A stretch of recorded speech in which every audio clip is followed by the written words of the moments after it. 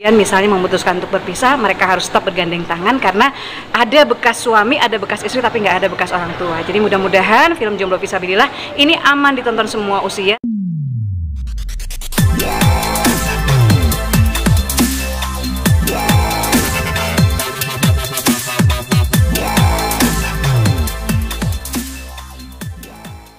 Dengan ada kegiatan hari ini nonton bareng dengan Galah Putih seperti apa nih Bu?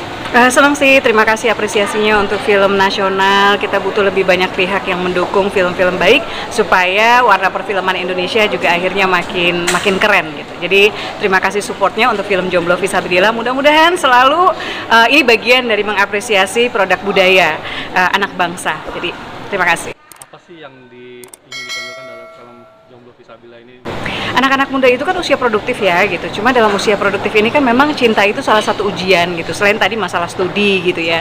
Jadi yang ingin diketuk sih mudah-mudahan anak-anak muda kita secara mental gitu. Kayak misalnya Anton gitu kan, yang pacaran putus, kemudian ta'aruf gagal, nikah di cancel gitu. Tapi tetap tabah gitu, nggak berpikir nekat atau yang lain, nggak berpikir dunianya runtuh gitu hanya karena itu gitu. Atau yang misalnya punya problem di studi gitu kan, nggak menyerah gitu sampai lulus dan kemudian nantinya bisa menyenangkan orang tua. Nah yang lainnya juga sebetulnya banyak insight untuk keluarga-keluarga muda di tanah air gitu, bahwa perlu ada penyamaan frekuensi antara ayah dan bunda, perlu ada tekad di situ gitu ya, supaya ayah dan bunda sama-sama punya komitmen. Terlepas persoalan-persoalan di antara pasangan gitu ya, anak-anak nggak boleh jadi korban. Bahkan jika kemudian misalnya memutuskan untuk berpisah, mereka harus tetap bergandeng tangan karena ada bekas suami, ada bekas istri, tapi nggak ada bekas orang tua. Jadi mudah-mudahan film Jomblo Fisabilillah ini aman ditonton semua usia, sedang tayang di bioskop, dan nggak cuma jomblo yang boleh nonton, karena tadi yang ibu-ibu juga ternyata relate dan pada nangis gitu ya. Jadi kamu bisa ketawa, bisa nangis, ketawa, nangis,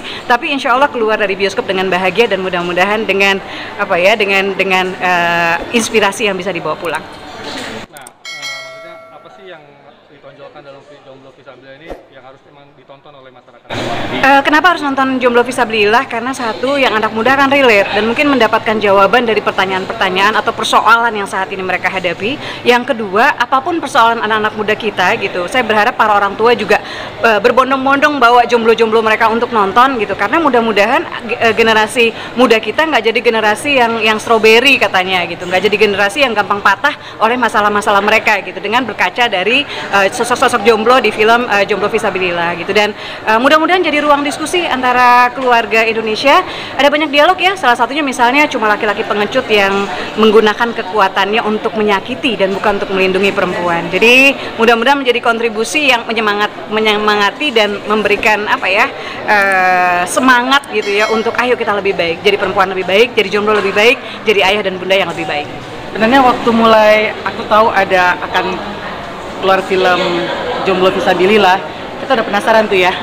Wah ini bakal seru nih, soalnya kita ngeliat aja dari kayak cowok-cowok gitu ya, ada 4 orang ya naik moge gitu ya, terus anak-anak muda ya. Ternyata mereka jomblo, wah apa tuh gitu ya. Mungkin filmnya lucu ya pertama ya, kita tontonnya teh ya, kita lucu. dibikin euforia dulu nih sama kenyataannya. Tuh. Tapi setelah masuk ke bagian intinya baru kita dapetin bahwa ada syirat yang tersurat. Dalam agama Islam ya. Di dalamnya ada permasalahan keluarga, gitu ya, ada permasalahan. Jadi dari remaja-remaja sendiri sudah punya masalah masing-masing, gitu ya. Dari konflik yang cukup variatif ya, cukup banyak. Contoh salah satunya ada di Anissa. Karakter Anissa ini dia merefleksikan dari kita perempuan bahwa sebelum kita berusaha sesusah payahnya mencari jodoh, karena kodratnya seorang wanita itu kan diambil atau dipinang gitu. Jadi lebih baik kita seorang wanita memantaskan diri dulu, karena bagaimanapun juga jodoh itu sudah dipersiapkan sama Allah sebelum kita dilahirkan ya Teh ya. Jadi jangan khawatir ya. Jangan khawatir. Dari sisi keluarga juga ya. Iya betul. Bagaimana orang tua harus bisa berkomunikasi dengan anaknya. Ya. Di sana kita lihat tuh ada bapaknya sangat keras sama anaknya, ibunya juga. Ya. Tapi bagaimana anak mensikapi karakter orang tua dengan bijak, dengan sabar. Di situ kena banget sih kalau aku lihat gitu ya. Oh ternyata jadi orang tua harus seperti itu ya. Jadi anak tuh ternyata seperti itu ya, gitu cair kan? Gitu ya. Dan banyak sesuatu yang kita nggak sangka-sangka ya. Ternyata yang tadi yang gagal nikah, ternyata jadi gitu ya. Kirain tadi adiknya gitu ya, ternyata enggak jodoh ya. Rahasia Allah banget gitu ya.